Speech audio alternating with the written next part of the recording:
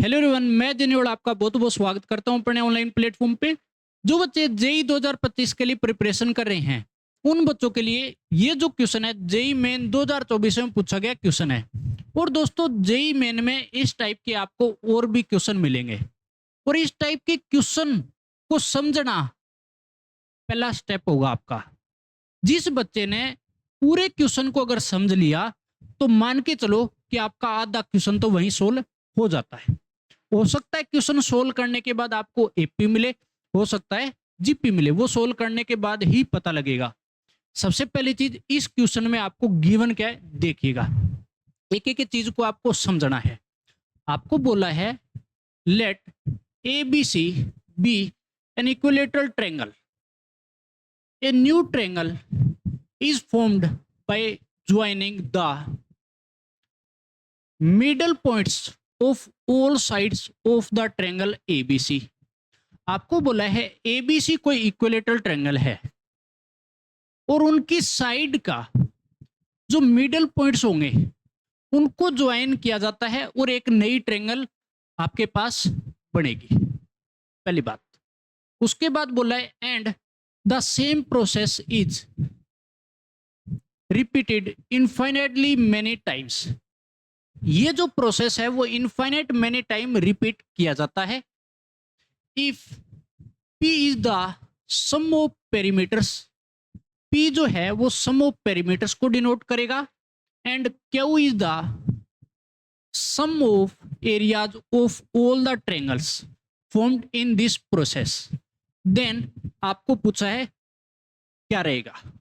चार ऑप्शन आपको गिवन है। देखो चार ऑप्शन के अंदर पी और क्यू के अंदर आपके पास आंसर गिवन है, कहने का मतलब पी और क्यू के बीच में रिलेशन बनाना पड़ेगा। सबसे पहली चीज देखो भैया, आपको इक्विलेटरल ट्रायंगल आपको पता है कि तीनों साइड अगर सेम होगी तो इक्विलेटरल ट्रायंगल बनेगी। चलो पहले हम ट्रायंगल बना लेते हैं, ठीक है ना। एक एक चीज को समझते हुए आगे बढ़ना है आपको। पहली चीज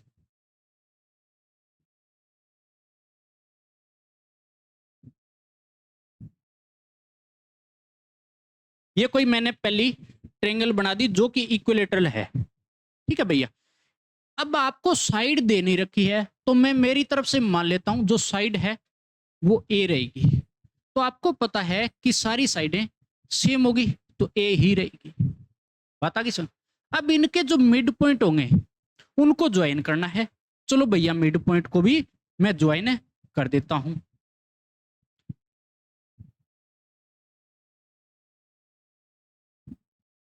बड़े प्यार से बनानी है, कोई जल्दबाजी नहीं करनी आप, ठीक है। ये एक और ट्रायंगल बन गई। अगर मैं मिड पॉइंट को ज्वाइन करूंगा तो एक बात याद रखना कि जो ये ट्रायंगल की जो साइड है, ठीक है, उसका हाफ होगा। कहने का मतलब ये जो साइड है वो ए है तो इसका आधा जो है, इसका आधा जो है वो ये बनेगा ए बाई टू। ये जो साइड है इसका आधा ये बनेगा, हमेशा होगा ये केस। तो फिर ये भी ए बाई टू और ये भी ए बाई टू। पता किस, और ये प्रोसेस इनफाइनाइट मेनी टाइम चलेगा। कहने का मतलब एक ट्रायंगल और बना देते हैं हम इसके अंदर, ठीक है ना, एक ट्रायंगल और बना देते हैं तो ये प्रोसेस फिर आगे बढ़ता जाएगा। हम इसके बाद ज्यादा नहीं बनाएंगे, ये एक और बन जाएगा, ठीक है। इसकी साइड जो है वो जो इस वाली जो ट्रायंगल आपको दिख रही है हरे वाली, ठीक है, उसकी साइड ए बाई टू है ना, इसका ये वाली जो साइड होगी ये आपको दिख रहा है साइड, ये जो है वो ए बाई फोर हो जाएगा। ए बाई टू का आधा ए बाई फोर कितना हो जाएगा भैया, ए बाई फोर। और ये भी ए बाई फोर और ये भी ए बाई फोर और ऐसे आगे बढ़ता जाएगा। बता गई इनफाइनाइट मेनी टाइम्स। तो सबसे पहले मैं निकालूंगा पेरीमीटर्स। क्या निकालूंगा, पेरीमीटर्स का सम। तो देखो भैया आपको पता है सम ऑफ पेरीमीटर्स, तो पेरीमीटर्स इक्विलेटरल ट्रायंगल का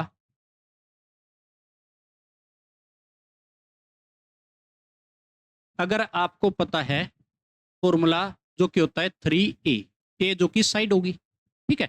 लेकिन मेरे को सम ऑफ पेरीमीटर्स बताना है, सम ऑफ पेरीमीटर्स।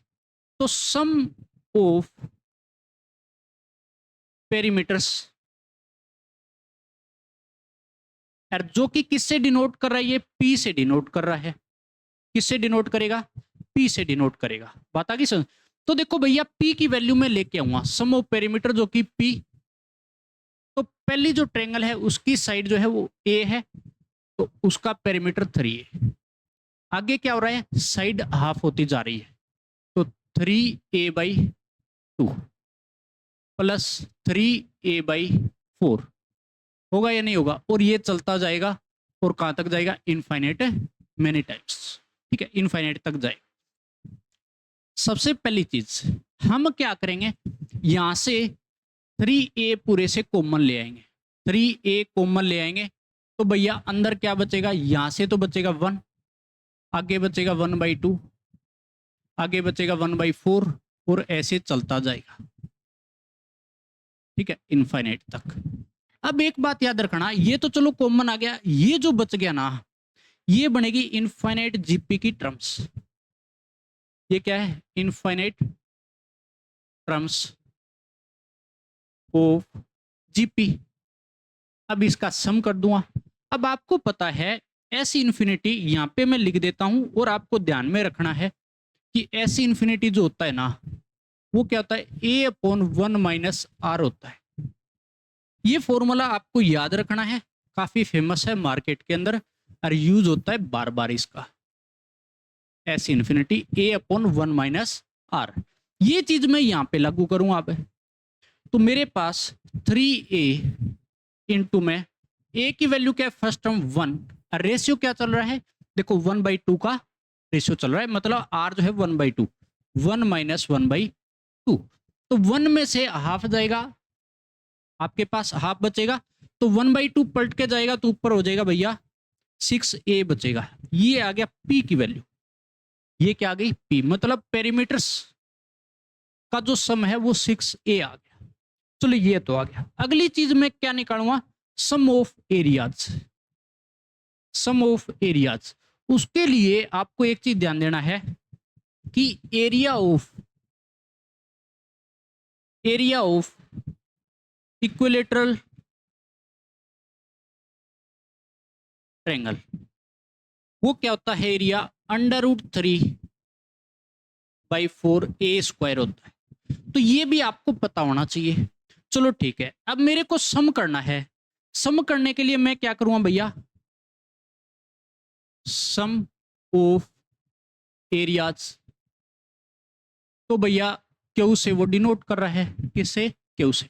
तो आपको पता है आपने जो एरिया लिखा है √3/4a², ए साइड हमने मान रखी है, हाफ करते जाएंगे बस और उसका सम कर देंगे। तो देखो भैया √3/4a² प्लस √3/4 a/2 का होल स्क्वायर, साइड का हाफ करना है, याद रखना a/2 का होल स्क्वायर करना है। फिर आगे इसका हाफ हो जाएगा √3/4 a/4 का होल स्क्वायर, और ऐसे चलता जाएगा कहां तक, इनफाइनाइट तक। ठीक है, अब यहां पे कुछ कॉमन आ जाएगा, आप बोलोगे भैया √3/4 a² को कॉमन ले आओ।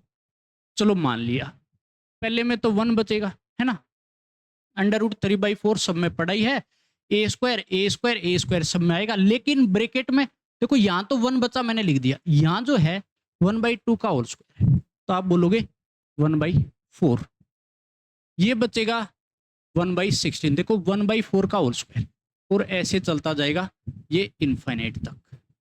अब आपको ये भी पता लग गया होगा कि ये भी इनफाइनाइट टर्म्स ऑफ जीपी का केस है, शॉर्ट फॉर्म में हम लिख देते हैं, आपको पता तो लग ही गया।